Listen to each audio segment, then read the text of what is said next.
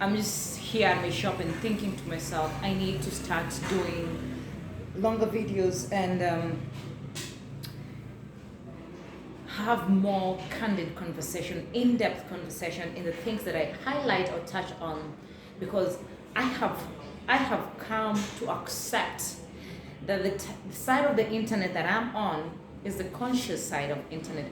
I am part of the internet that raises the vibration, the one that is pro awakening, the one that is, trying to do away with the noise. And I know this, it's not for everybody. And it might not move as fast as other kind of content that is put out there. But I know for those that this find, it's because they truly need it. And it will be truly help, great help in their lives. So I do this a lot on my WhatsApp status, and I think I've had more than a number of people tell me I should do this on my YouTube for a longer time. And I listen, okay? I listen to you guys. I mean, come on, we can lie to ourselves how everything that is so physical, that is, pleasing to the eye, is far much more attractive than the emptiness of our souls. But really, when you come to think of it and you're just by yourself sitting and thinking, you want to fill up your soul, you just don't know how to. So hey, if you're that person who's looking to fill up your soul, even just a quarter way, if it's just that drained and you just want to have start slowly irrigating your soul, this is the side of the internet that is for you. This is the side of our tribe, my tribe. People who believe in taking a chance with themselves, in learning, in growing, in doing something different. That is what we all are about. That is what I am about. So today, as I've mentioned earlier on my WhatsApp status, is if you don't ever know where to start from in everything, and I know they tell you do this, do that, but no one really gives you the baby steps. I think number one, you should change how you talk to yourself. You should truly change how you talk to yourself. Some of us, we address ourselves like different entities that we live so separate from, and there's so much bitterness, so much darkness, so much anger, so much envy towards self. But what we're failing to realize is we're stuck with this. We're stuck with our own selves to the end of time. That is what is consistent from the day you come into this earth to the day that you live. I had a very interesting fact the other day. Somebody says the moment the heart beats, it's not been scientifically proven, and no, they can't particularly prove it. But if you're spiritual, they say the moment the heart beats in the womb, that's when the soul enters the body. And from that moment henceforth, that is the person you're stuck with until the day you depart from this earth. You cannot betray that person. You cannot do that, not for anything. No.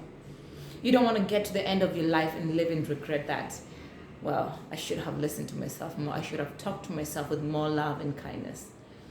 And healing doesn't happen overnight. It's a very gradual, slow process.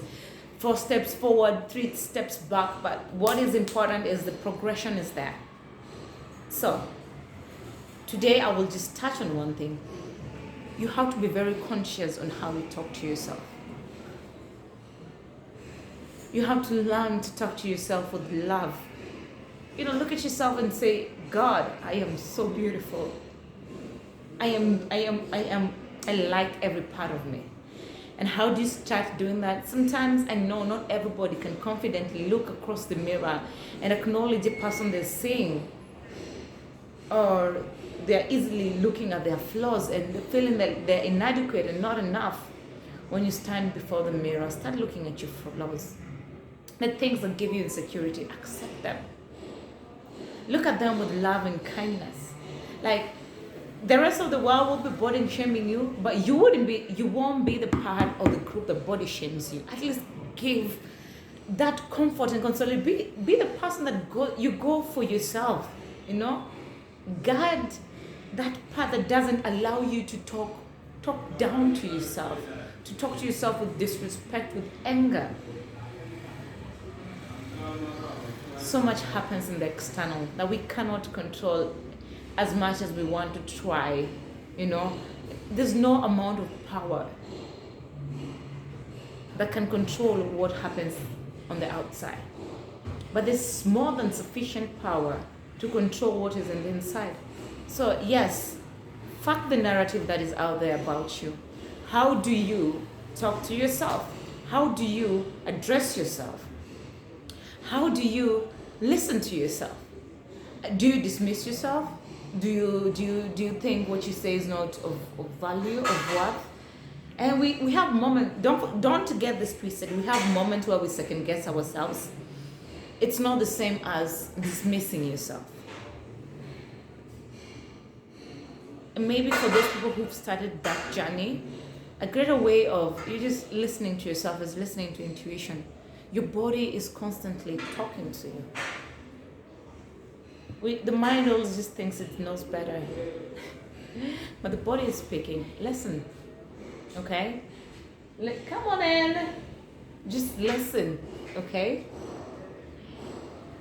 So, I know it's a long journey. And if you're part of the humans that are thirsty for, you know, a higher level of consciousness, I will try my best. I will try and absorb as much as I can from the people that I read from and listen to. And be able to share that with you in a way that builds you and molds you to be a better version.